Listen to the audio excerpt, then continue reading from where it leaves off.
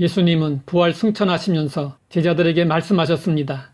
오직 성령이 너희에게 임하시면 너희가 권능을 받고 예루살렘과 온 유대와 사마리아와 땅끝까지 이르러 내 증인이 되리라.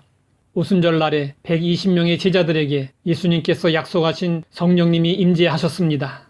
성경은 그 장면을 이렇게 소개하고 있습니다.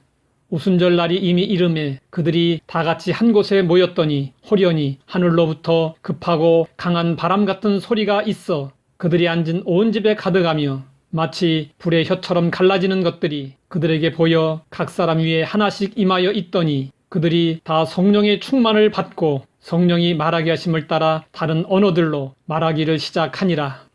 우리는 여기서 성령님이 임하심으로 일어난 제자들의 변화를 볼 수 있습니다. 첫째로 제자들의 영적인 귀가 열렸습니다. 제자들은 성령님이 호련히 하늘로부터 급하고 강한 바람 같은 소리를 내며 임재하신 것을 귀로 들을 수 있었습니다. 제자들은 예수님과 함께 다닐 때 많은 가르침을 받았지만 듣는 귀가 둔하여 깨닫지 못하고 예수님의 의도와는 다르게 알아들을 때가 많았습니다. 그래서 예수님은 말씀을 전하시기에 앞서 들으라고 주의를 촉구하시고 말씀을 전하신 후에는 들을 귀 있는 자는 들으라고 하셨습니다. 이런 제자들에게 성령님이 임하시자 그들은 들을 귀 있는 자들로 변화되었습니다. 영적인 귀가 열리면 진리의 말씀이 제대로 깨달아지고 하나님의 세미한 음성까지 들을 수 있게 됩니다. 둘째로 제자들의 영적인 눈이 열렸습니다. 제자들은 성령님이 마치 불의 혀처럼 갈라진 모습으로 각 사람 위에 하나씩 있는 것을 보았습니다. 영적인 눈이 열리면 영적인 세계가 보이고 하나님의 섭리가 보입니다.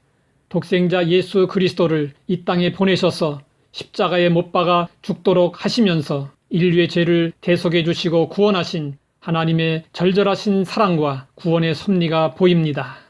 또한 죄와 허물로 죽은 구원이 필요한 인간들의 비참한 모습이 보입니다. 그리고 그들을 구원하라는 하나님이 주시는 사명이 보입니다. 그래서 제자들은 땅끝까지 이르러 증인이 되었고 사명을 위해 순교를 마다하지 않았습니다. 셋째로 제자들의 영적인 입이 열렸습니다. 제자들은 성령의 충만함을 받고 성령이 말하게 하심을 따라 다른 언어들로 말하기 시작했습니다. 이로 인해 16개 지역에서 온 유대인 디아스포라 순례자들이 각기 자신들의 언어로 하나님의 큰 일을 말하는 것을 들을 수 있었습니다. 이 현상을 보고 어떤 이들이 그들이 세수에 취하였다고 조롱했습니다. 그러자 베드로가 그 자리에서 일어나 오순절 성령 강림에 대해 증언을 했습니다.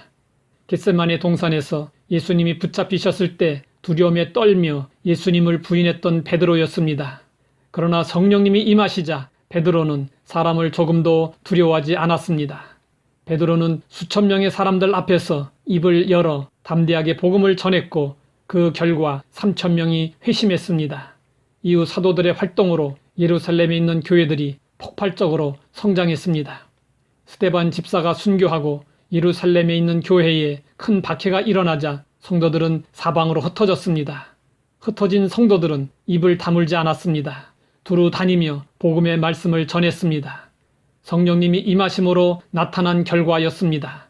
성령님이 임하시면 두려움을 극복하고 인간의 한계를 초월할 수 있습니다.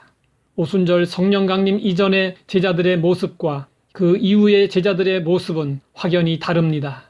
성령님이 임하시자 제자들은 세상이 감당할 수 없는 사람들이 되었습니다. 우리도 성령의 충만을 받음으로 영적인 귀, 영적인 눈, 영적인 입이 열려야 합니다. 성령님의 능력으로 구원이 필요한 자들에게 복음을 전할 수 있어야 합니다. 하나님 아버지, 우리도 성령의 충만을 받음으로 영적인 귀와 눈과 입이 열려지기 원합니다. 성령님을 인정하고 사모하오니 임재하시어 변화시켜 주시고 복음의 도구로 사용하여 주시옵소서. 예수님의 이름으로 기도드립니다.